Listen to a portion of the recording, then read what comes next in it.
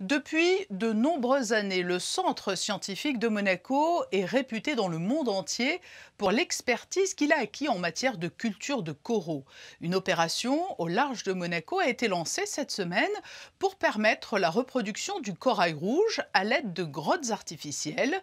Ce projet est soutenu par la Fondation Prince Albert II et s'inscrit dans le cadre de l'unité de recherche sur les coraux précieux CSM Chanel.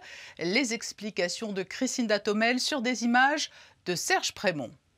Comme de petits laboratoires sous-marins, 6 grottes ont été immergées au large de la Principauté dans le but d'étudier les coraux. Des structures en béton d'1 mètre cube qui abriteront très prochainement des colonies de corail rouge. Une expérience mise en place pour restaurer cette espèce en Méditerranée, mais aussi pour récupérer les larves lors de la ponte qui se tient une fois par an durant le mois de juillet.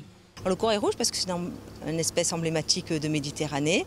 Il y en a de moins en moins dans les eaux dites peu profondes, donc on en trouve beaucoup dans les 40-50 mètres, mais c'est quand même une espèce que l'on trouve moins dans les eaux monégasques et on aimerait bien que ça reparte. Les 6 grottes ont été immergées dans les eaux monégasques à un point précis, tenu secret, afin de les préserver au maximum. Alors on va les immerger à peu près devant la plage des pêcheurs, à 40 mètres de profondeur. Elles seront en forme d'hexagone et elles se regarderont, si vous voulez. Ça, c'est un projet qui va durer sur 4 années. Donc, sachant que le corail rouge pond une fois par an, on espère avoir plusieurs résultats. Et il y aura tout un côté aussi génétique qui sera fait en collaboration avec le laboratoire de Bagnols-sur-Mer pour voir les larves si elles viennent de tel papa ou de telle maman.